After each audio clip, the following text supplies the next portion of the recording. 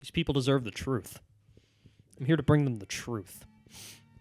Language seems to be an afterthought in the base rules of D&D 5e. There's a common tongue that everybody knows for the sake of simplicity. There's additional languages based around the fantasy races, and there's no spectrum of fluency. You either know them or you don't. This simple system streamlines communication in the game and makes it something that you don't really need to worry about. But it comes with a couple of holdbacks. One is having the languages split up by racial background. This makes sense if you're running a Tolkien-esque setting where the elves live somewhere distinct and everyone else lives somewhere else distinct, but a lot of fantasy settings these days don't work like that, and it might make more sense to have them split up by nations, especially if all the locations in your fantasy setting are very racially diverse. The other is that there's very little opportunity for language barriers or learning from other languages in any meaningful way. With the existence of a common tongue, 90% of this is smoothed over for the sake of simplicity. And with spells, such as tongues or comprehend languages, you always have a quick fix whenever a language barrier comes up. Now, this very streamlined system is going to work for most campaigns. I think for the most part, players want to be able to communicate with each other and to not have a set of rules that's going to get in the way of that. But language and its origins has the potential to be some of the most interesting things in a fantasy setting, and I often have found myself wishing that there was a system that supported something like that. What can we gain by focusing on the difference between conversational fluency and academic fluency, or by digging into regional-based languages and dialects, or even the difference between modern and ancient speaking when looking at old text? To support this, I've thought of a very simple system that could be added into almost any game right now. I call it fluency points, and it adds just a little bit more robustness to this corner of the rules as written, if your campaign has the kind of topics and focus where this thing will matter. Now, just like I said in my last homebrew video about hitting 0 HP, which I recommend if you want grittier combat that's focused more on survival, this is not an improvement to the base rules. In fact, many games are going to be completely fine without this. Rather, I am offering this as a mod that you can install and uninstall at your leisure, depending on the direction that your campaign is going to be going. So if you're going to be running a campaign that's focusing on international travel, worldwide politics, decoding ancient texts, and understanding the arts, this might be a system that benefits the story you're telling, and hopefully it is simple enough to add to your game with ease. But before we talk about the points of the fluency point system, let's talk about the 4 levels of fluency that a player can have in a language, the tiers of knowledge and expertise that they can ascend. In this system, knowing a language is not a simple yes or no. It is a scale from 0 to 4. 0 simply representing knowing little to nothing.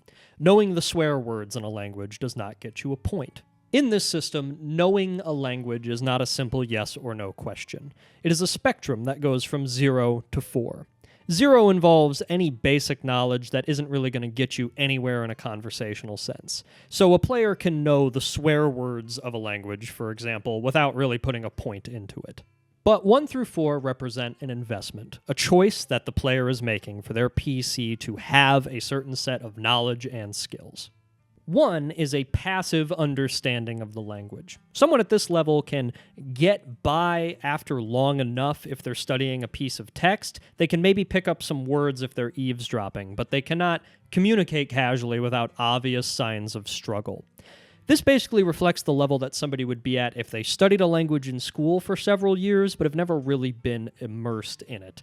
They cannot communicate naturally in the language, but they certainly know something. They know a lot more than the average person who's never looked at the language at all, and it's still something that could come in handy from time to time. 2 is conversational fluency. This is somebody that can get by in day-to-day life with the language without much sign of struggle. Native speakers of the language might still notice that they're a little bit clunky, they don't quite understand all of the intricacies and rules of the language, and don't have a thorough grasp of slang, perhaps, but they can still get by, and non-native speakers might be fooled into thinking they're fluent. That might come in handy if your party is making a deception check.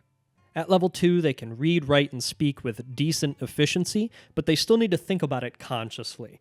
And truly expressing themselves, complex ideas, or inner feelings in the language does not come naturally and might be something that they flub because they don't have years of experience and expertise with it. 3, then, is fluency. Somebody with a 3 in a language can speak, read, and write it with ease. They are hardly thinking about the mechanics of the language when they use it. It's just innate, intuitive, like the back of their hand. This reflects somebody that's been speaking the language their entire life, or somebody that really, really has an understanding of it after years of study and immersion with people that speak it natively. You might be wondering why there's even a level above this. And that's because knowing how to use a language from exposure and understanding its every intricacy and quirk, knowing where things come from, why certain phrases are the way they are, how it relates to other languages, that's a whole nother level. But 3 reflects the level of understanding of language that most people would have. A 3 is the level that you or I are at with the native languages we grew up with. We kind of just know them, even if we can't explain them all the time. 4, then, is academic proficiency with the language. These people are experts. They can not only say every component of a sentence perfectly, but they understand why every component exists. They understand the history of the language. They can untangle ancient text. They can interpret poetry and the arts because they understand the differences between phrases that might mean the same thing on the surface but have different implications.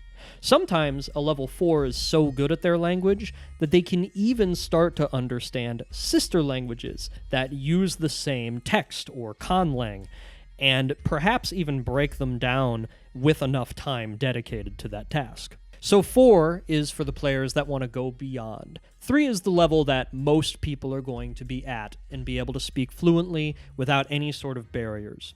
4 is for the players that want to be doing the cool stuff with language, like interpreting art, decoding ancient texts, understanding offshoot languages and dialects, and being a true resource to the party when those things are needed. So, those are the levels. How do PCs get the points to spend on them? Let's go ahead and talk first about the points you would get in the character creation process. To start, we're going to add up the amount of languages that a PC would get from their chosen race and background. In the rules as written, a gnome is going to know Common and Gnomish, and if they pick the background Acolyte, they're going to know 2 more languages of their choice. This brings us to 4 languages in total. And rather than streamlining the player into Common and Gnomish from the start, we're going to let them spend the points of these 4 languages in whatever language they would like, to whatever density they would like. In this way, we can use the system to take a note from Tasha's Cauldron of Everything and allow a lot more flexibility to the player if they want it. Perhaps their gnome doesn't know Gnomish because they weren't raised by gnomes, or they didn't grow up in an area where it was spoken, and now they can still take the points that would have been in that language and put them somewhere else. So they're still getting the same benefits from choosing gnome, just in a different way. Neutralizing the languages this way also benefits us as the dungeon master. Perhaps we want to create our own homebrew languages based on the nations and regions of our world rather than the fantasy races. Or perhaps we want to do away with the idea of a common tongue at all. We want there to be languages all over the world in different densities. Some more common than others, sure, but no universal tongue spoken anywhere. No matter what you and your player want to do with this freedom, they now have 4 languages worth of points that they can spend in whichever way they would like, knowing 4 languages, more or less. So let's look into some of the ways they can spend them. Each language that your PC would have known is going to be split into 3 points. Keep in mind that level 4 is the expert academic level, so 3 is a more accurate representation of the fluency that most people have.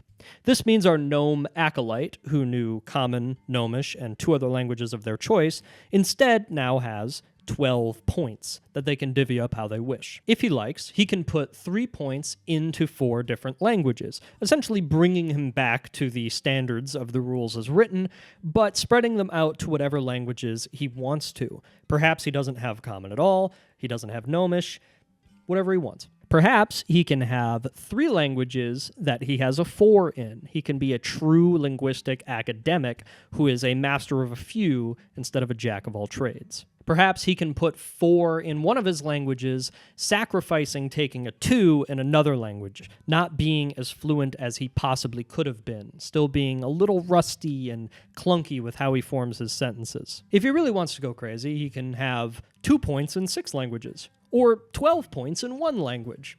This is technically an option in this system, but I would recommend to you and to your players, if you're going to adopt the fluency points, that you have at least 1 language that you have a 3 in. You have base, innate fluency in at least something, even if it isn't the common tongue, or else things are going to get really tricky for you really fast. So we've looked at race and background for fluency points, but I do think there should be one more way to get them, and that is your intelligence modifier. Intelligence is, unfortunately, the most disappointing of the 6 ability scores, in my opinion, in D&D 5e. It is much less favored than wisdom and charisma as far as the mental stats go, and unless you're a wizard, there's really just not much support for it. There's not much to do for it, not much reward for having a high intelligence character. So I think it's only fair to throw the intelligence score a bone and let PCs who want to be a brainiac have a little bit more something to do with the language system. For this reason, you're just going to add the player's intelligence modifier to the amount of fluency points they have. So if our gnome acolyte has 16 intelligence, that'll be a +3, 3 more fluency points for a total of 15.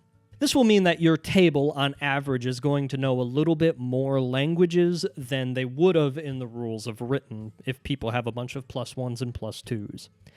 It also means that there's more incentive to put points into intelligence as you level up in order to get more fluency points. Now, does it make much sense to level up and suddenly know another 2 to 3 years worth of study in a language? Perhaps not, but it makes about as much sense as leveling up, going to sleep, and waking up knowing 3 more spells.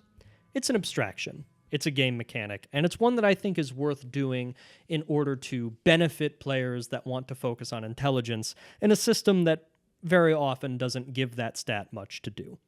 So now, with this slightly more rigorous system in place, your players are going to have a variety of fluency levels in a lot more languages than they might have initially had.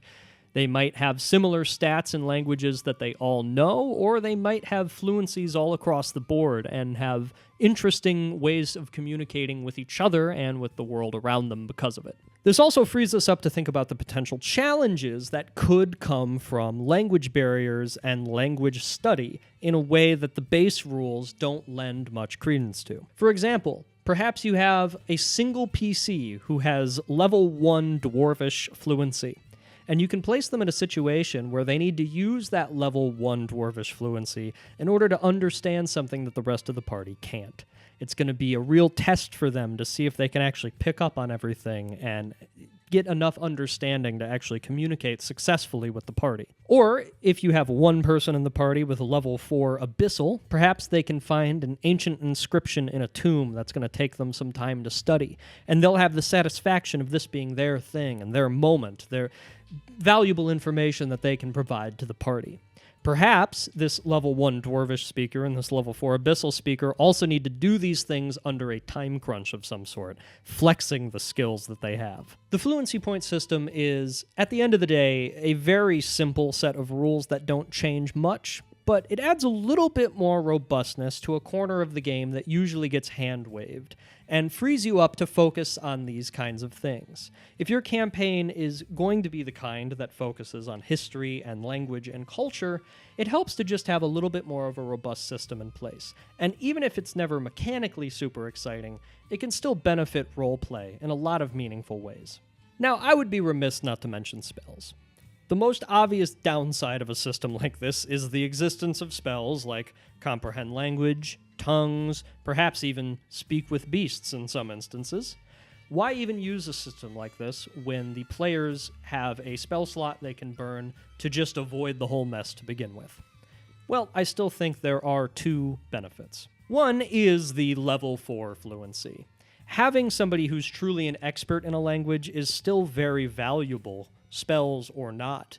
The bard of the party might be able to cast comprehend languages and understand something, but maybe they can't truly break it down without the input of the high intelligence player. In this way, we're lending a valuable roleplay moment to that intelligence-based PC, and we're allowing them to work with these spells rather than against them, letting them have some sort of input in the understanding or the plot beat that you're working towards, or the tense negotiation that the players are trying to have with an enemy faction, not just steamrolling it with a spell that's going to completely neutralize the need for their knowledge in the first place. And the second is just character customization. It's an opportunity to make PCs a little more unique, to focus on a part of the game that they might not have to begin with. I promise you'll have at least one player at your table that gets a kick out of this, of thinking about the ways in which language could affect their PC in particular, reflect their unique background, give them unique skills or even unique challenges if they want struggling with communication or in some way to be a part of their character's growth. Perhaps they make a world traveler who has a lot of appreciation for the world but doesn't really understand a lot of its intricacies, and they reflect this by making a human who has 3 in common and 1 in a bunch of other languages. Or perhaps they make a scholar from a foreign land who has a 2 in common but a 4 in everything else. He still struggles to express himself to the party and to NPCs, and he might even come across as slightly unintelligent because of this barrier he's dealing with.